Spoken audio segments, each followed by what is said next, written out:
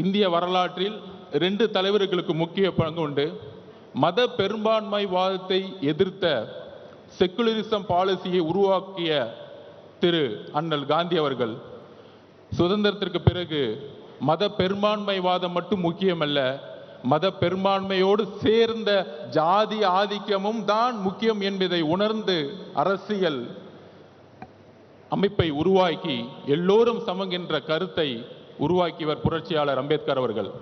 ஆனால் அவருடைய இறப்பதற்கு முன்பும் இறந்த தருவாயிலும் மிகவும் ஒரு கடினமான,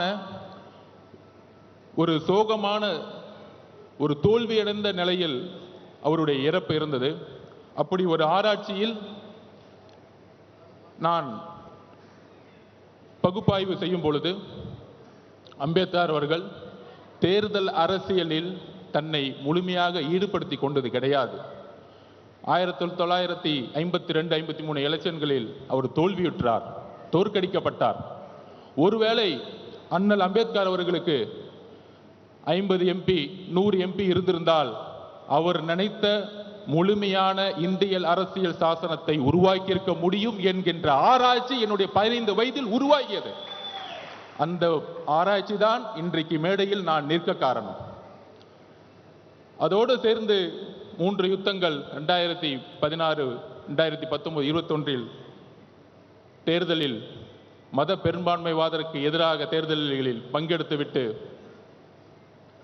இந்த மேடையில் நாம் புரட்சியாளர் அம்பேத்கருடைய புத்தகத்தை வெளியிட, அம்பேத்கருடைய கனவு, அந்த அம்பேத்கருடைய கனவை தமிழகத்தில் நிறைவேற்றிய எழுச்சி தமிழர் அண்ணன் திருமாவர்களுடைய கனவு எப்பொழுதும் கூறுவார்.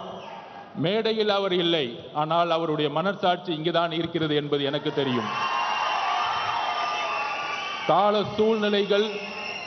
கால சூழ்நிலைகள் தலித் மக்களுடைய விலங்குகளை உடைக்கும்.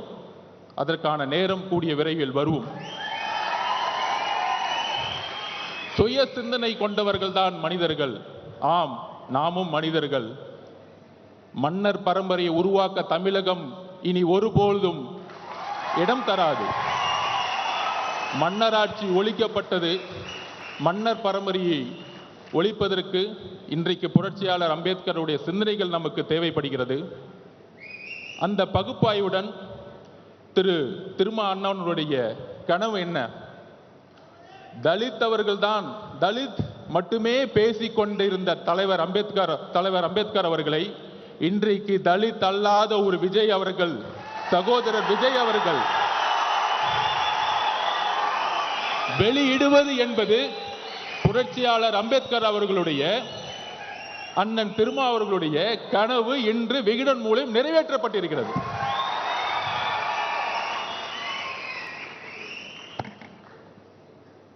இதுல சில விமர்சனங்கள்.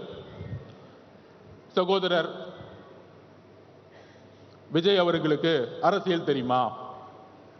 அவருக்கு கொள்கைகள் தெரியுமா? கொள்கைகள் பேசிய பல கட்சிகள் ஏன் அம்பேத்கரை இதுவரைக்கும் மேடையில் ஏற்றவில்லை?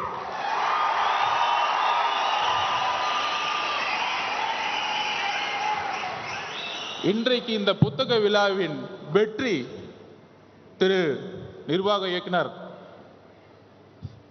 திரு சீனிவாசன் அவர்களுடைய வெற்றி, இன்றைக்கு விகடனுடைய வெற்றி, முதல் முறையாக அம்பேத்கருடைய நினைவு நாளை எல்லா அமைச்சர்களும் சென்று மாலையிட்டு புரட்சியாளர் அம்பேத்கர் என்று அமைச்சர்கள் கூறிக்கொண்டிருக்கிறார்கள்.